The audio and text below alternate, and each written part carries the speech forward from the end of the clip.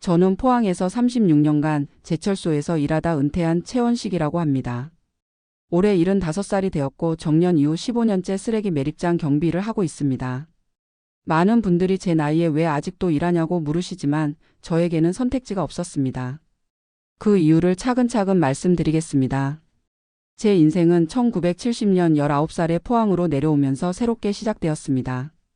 경상북도 청송의 작은 시골 마을에서 태어나 자란 저는 고등학교를 졸업하자마자 친척 아저씨의 소개로 포항제철소, 지금의 포스코에 입사했습니다. 그때만 해도 포항은 철강산업으로 급성장하던 시기였고 전국에서 젊은이들이 일자리를 찾아 모여들었죠. 처음 제철소에 갔을 때 그 규모에 압도되었던 기억이 납니다. 어마어마하게 큰 공장들, 밤에도 꺼지지 않는 용광로의 불빛, 끊임없이 쏟아져 나오는 쇳물. 시골에서만 자란 제게는 완전히 다른 세계였습니다. 처음 배정받은 일은 단순 노무직이었어요. 용광로 주변에서 쇳물이 흐르는 것을 감시하고 불순물을 제거하는 일이었습니다. 여름에는 정말 지옥 같았습니다. 용광로 온도가 1500도가 넘으니 주변 공기도 50도는 기본이었어요. 하루에 작업복을 3번씩 갈아입었습니다. 땀에 흠뻑 젖어서 말 그대로 자를 수 있을 정도였으니까요. 겨울에는 바깥은 춥지만 용광로 근처는 여전히 뜨거워서 온도 차이로 감기에 자주 걸렸습니다. 그래도 저는 열심히 일했어요. 농사일보다는 월급이 안정적이었고 집에 돈도 보낼 수 있었으니까요. 처음 받은 월급 봉투를 아직도 기억합니다. 그때 얼마였는지는 정확히 기억나지 않지만 봉투를 받았을 때의 뿌듯함은 잊을 수 없어요. 월급 날마다 고향에 계신 부모님께 절반은 송금했습니다. 남은 돈으로는 조금씩 저축하며 미래를 준비했죠. 입사 3년 차에 기술직으로 승진했습니다. 용광로 운영 과정을 관리하는 중요한 직책이었죠. 책임감도 커졌지만 월급도 올랐습니다. 그때부터 진짜 제철소 사람이 된 것 같았어요. 회사에서 제공하는 교육도 받으며 기술을 익혔고 책임감을 가지고 일했습니다. 25살이 되던 해 고향 선배의 소개로 아내를 만났습니다. 첫 만남에서 아내는 조금 말수가 적고 수줍어하는 모습이었어요. 나중에 알고 보니 경계성 지능, 지금으로 치면 경미한 지적장애가 있었습니다. 하지만 그때는 그런 진단 체계도 없었고 단지 조금 느리다고만 생각했죠. 순수하고 착한 마음씨에 반해서 6달 만에 결혼했습니다. 결혼 초기에는 제철소 회사 기숙사에서 살았어요. 방 한 칸짜리 좁은 공간이었지만 신혼이라 행복했습니다. 아내는 집안일을 하는데 시간이 좀 걸렸지만 끝까지 해내려는 의지가 있었어요.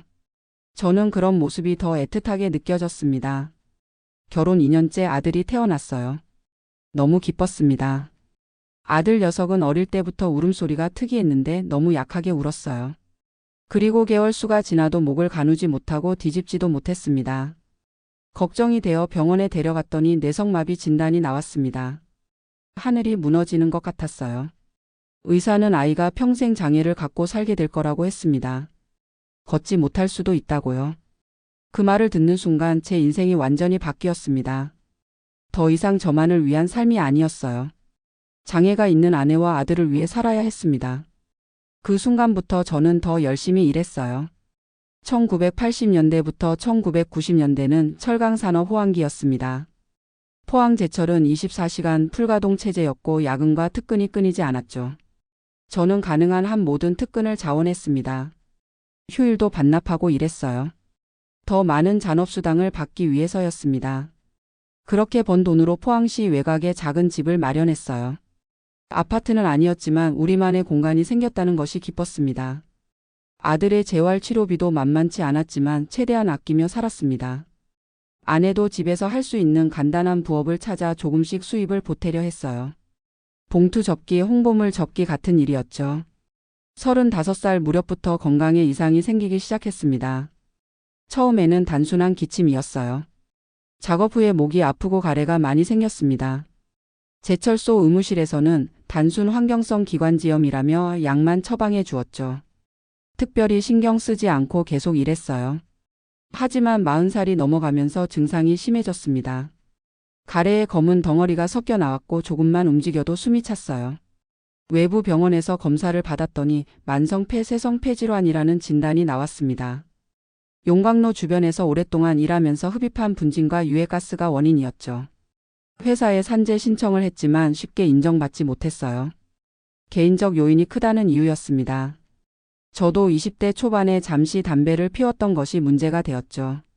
결국 산재는 받지 못했고 개인 의료보험으로 치료받았습니다. 그래도 제철소에서 계속 일했어요. 다른 선택지가 없었으니까요. 그렇게 시간이 흘러 2008년 3월 31일 60살 생일에 정년퇴직을 맞았습니다. 36년간의 직장 생활을 마무리하는 순간이었죠. 퇴직금으로 1억 870만 원을 받았습니다. 당시로서는 적지 않은 금액이었어요. 동료들이 송별회를 열어주었고 이제 좀 쉬세요라는 인사를 많이 들었습니다. 하지만 현실은 냉혹했어요. 퇴직금을 받자마자 아들 수술비로 3천만 원을 써야 했습니다. 아들이 고관절 탈구로 큰 수술을 받아야 했거든요. 남은 돈으로는 장기적인 생활이 불가능하다는 것을 직감했습니다. 게다가 국민연금도 생각보다 적었어요. 월 108만 원. 세 식구가 생활하기에는 턱없이 부족했습니다.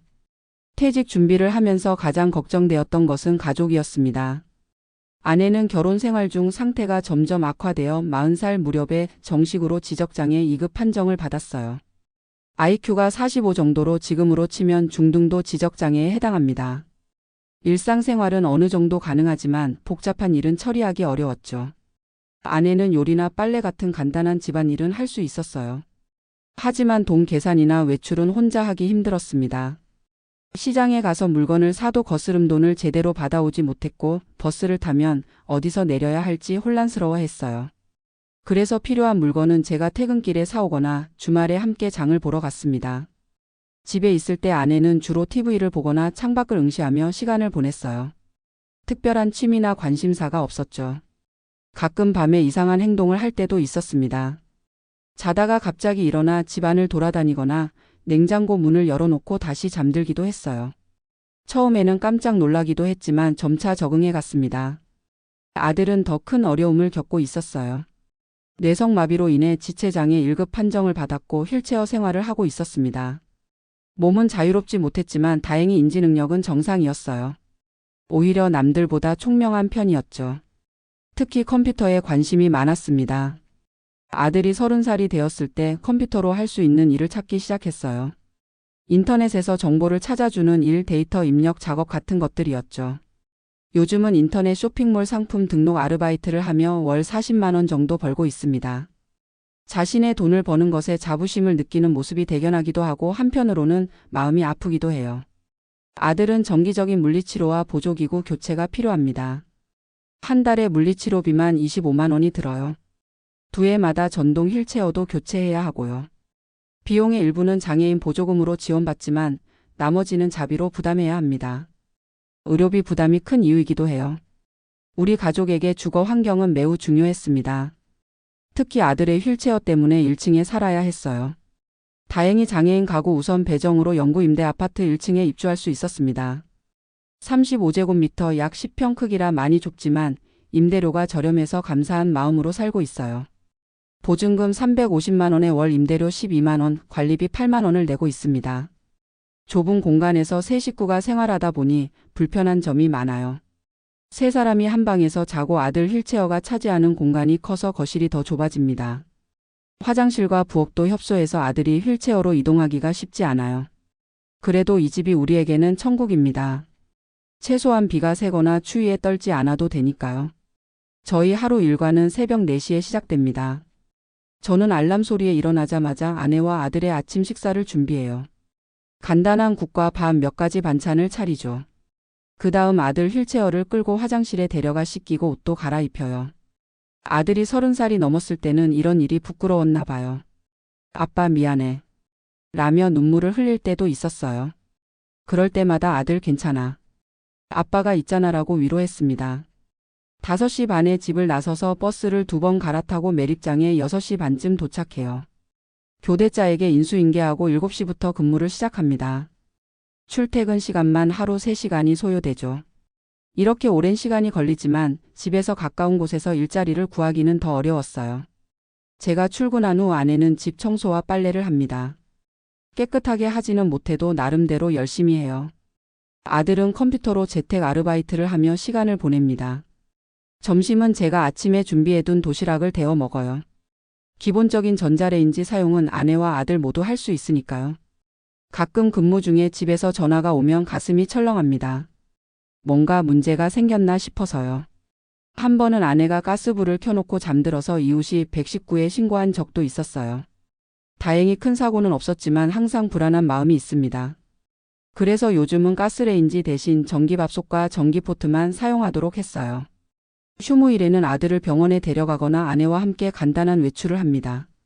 주로 근처 공원이나 마트에 가는 정도예요. 아들 휠체어를 끌고 다니는 것이 쉽지 않아서 멀리 가지는 못합니다. 그래도 가끔 바깥 공기를 쐬는 것만으로도 기분 전환이 되는 것 같아요. 정년퇴직 다음 날 2008년 4월 1일. 저는 포항시 교외에 있는 쓰레기 매립장으로 출근했습니다. 사실 퇴직 준비 중에 미리 재취업 자리를 알아봤어요. 제철소에서 선배로 지냈던 분 중에 용역업체를 운영하는 분이 계셨거든요.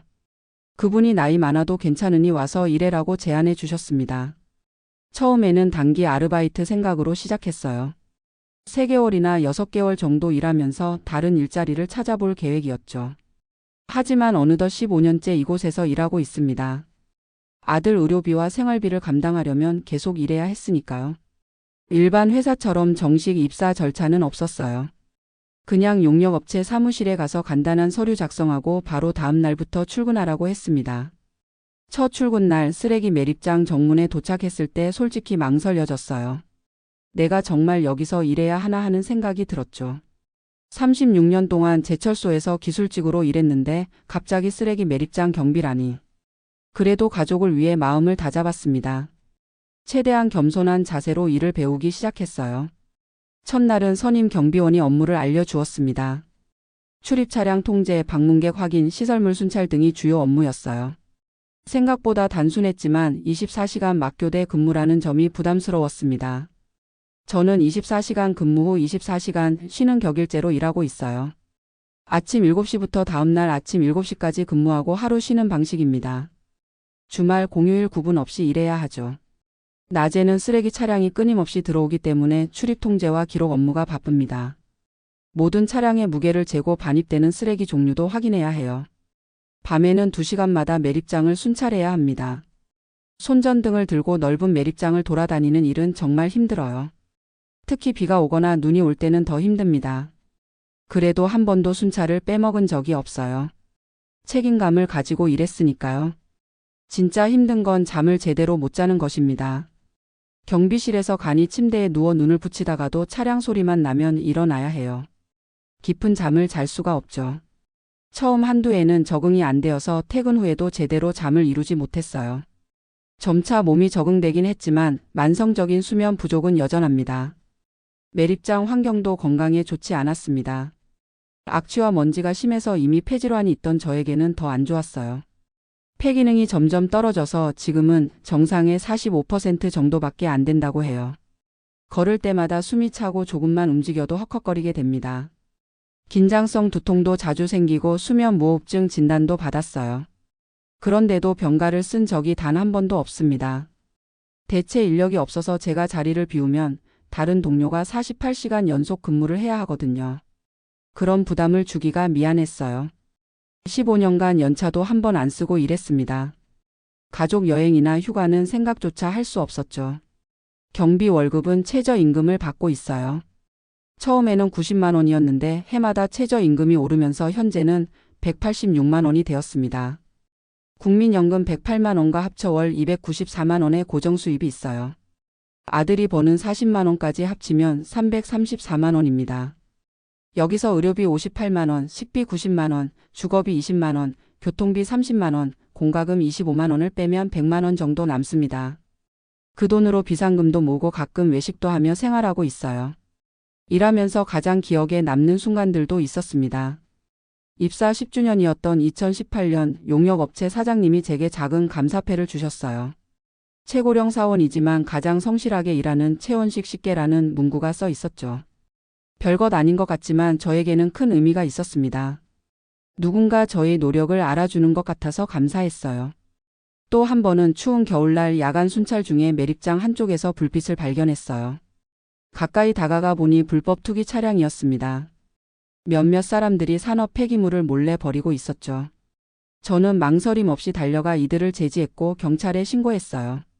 나중에 회사에서 특별 포상금 30만 원을 받았습니다. 그 돈으로 아들에게 새 겨울옷을 사줬어요. 매립장에서 일하다 보니 많은 것을 보고 느끼게 됩니다. 사람들이 버리는 쓰레기의 양이 어마어마해요.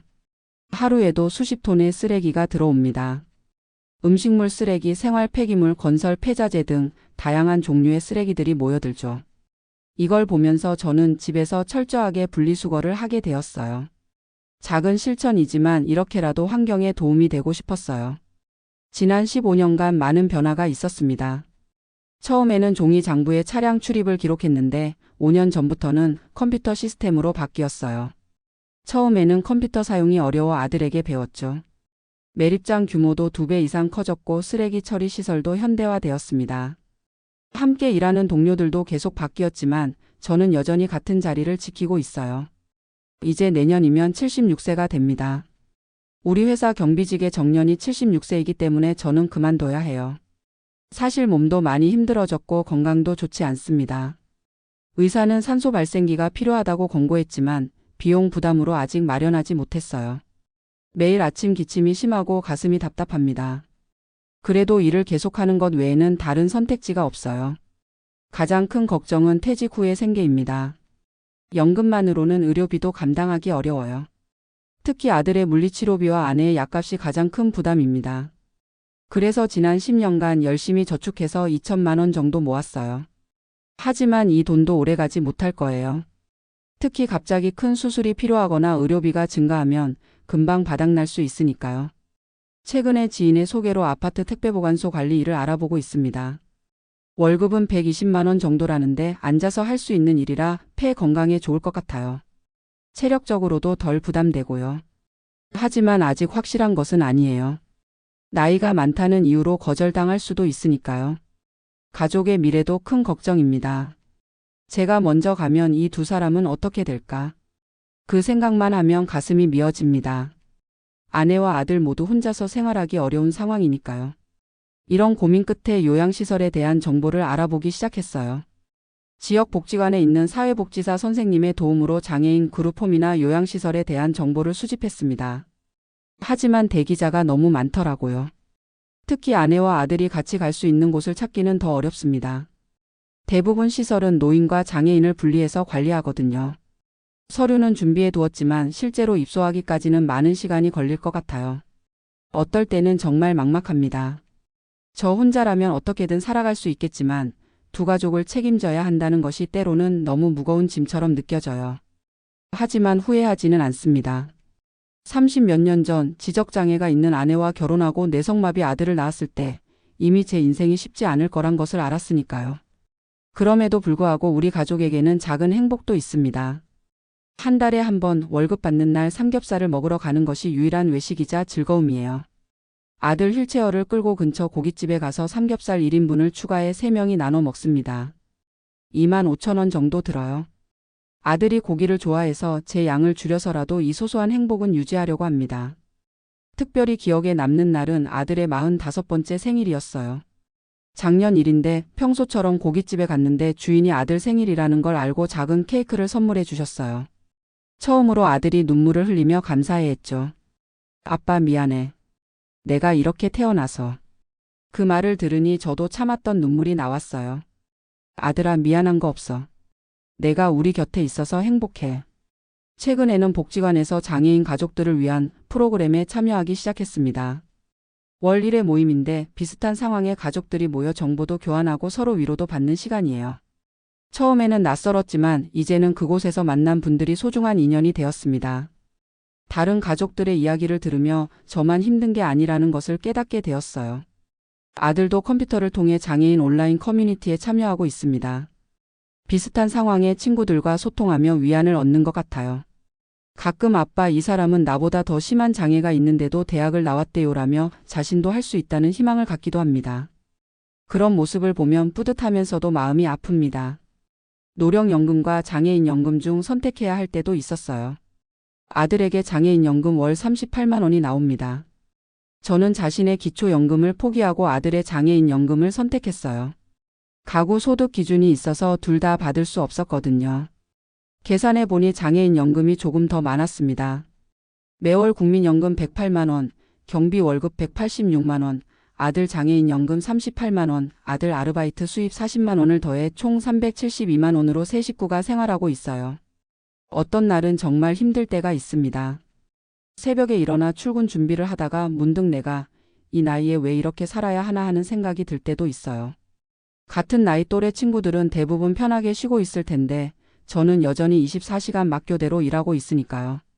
특히 몸이 아플 때, 비가 오는 날, 추운 겨울에는 더 그런 생각이 들어요. 하지만 곧 마음을 다잡습니다. 가족을 생각하면 아무리 힘들어도 견딜 수 있거든요. 누군가는 제게 왜 고생하세요? 집에서 쉬세요라고 말합니다. 하지만 저에게는 선택지가 없어요. 장애가 있는 아내와 아들을 위해서는 제가 건강할 때까지 일해야 합니다. 가끔은 꿈을 꿉니다. 아들이 건강하게 걸어 다니는 모습, 아내가 웃으며 요리하는 모습, 세 식구가 함께 여행을 떠나는 모습. 현실에서는 불가능한 일들이지만 꿈속에서만큼은 행복한 시간을 보내요. 아침에 눈을 뜨면 현실로 돌아오지만 그래도 그 꿈이 저에게 작은 위로가 됩니다. 퇴직금도 연금도 충분했을지 모르지만 의료비가 너무 많이 들어요. 그래도 후회는 없습니다. 제 선택이었으니까요. 다만 한 가지 바람이 있다면 다음 생에는 우리 가족 모두 건강한 몸으로 태어나 행복하게 살았으면 좋겠어요. 그것이 제 유일한 소원입니다. 최근에는 건강이 더 악화되어 걱정입니다. 의사 선생님이 산소 발생기를 사용하라고 권했지만 비용이 부담스러워 아직 구입하지 못했어요. 밤에 자다가 숨이 막히는 느낌이 들 때가 있어서 잠을 설치기도 합니다. 그래도 매일 아침 눈을 뜨면 감사한 마음이 들어요. 또 하루를 가족과 함께 할 수 있다는 것이 얼마나 소중한지 매일 느끼고 있습니다. 얼마 전에는 아들이 제게 감동적인 선물을 했어요. 아르바이트비를 모아서 저에게 따뜻한 패딩 점퍼를 사준 거예요. 아빠, 겨울에 경비실이 춥다고 하셨잖아요. 이거 입으세요.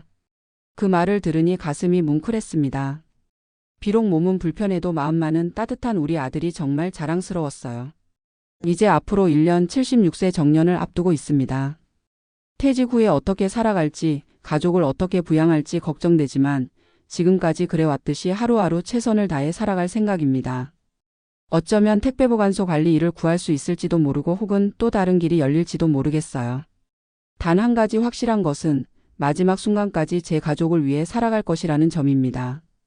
사람들은 제가 75살에 경비 일을 하는 걸 보고 안타까워합니다. 하지만 저는 오히려 감사한 마음이에요. 아직 일할 수 있는 건강이 있다는 것, 36년 직장 생활을 통해 연금을 받을 수 있다는 것, 그리고 무엇보다 함께할 가족이 있다는 것. 이 모든 것이 저에게는 큰 축복입니다. 밤에 매립장을 순찰하다 보면 하늘에 빛나는 별들을 볼 때가 있어요. 그때마다 생각합니다. 우리도 저 별처럼 작지만 빛나는 존재야. 비록 힘들고 어려움이 많아도 우리의 삶에도 의미가 있어. 그렇게 마음을 다잡으며 또 하루를 살아갑니다. 75년을 살아오며 배운 것이 있다면 결국 가장 중요한 것은 함께하는 것이라는 점입니다. 함께 웃고 함께 울고 함께 살아가는 것. 그것이 제 삶의 의미라고 생각합니다.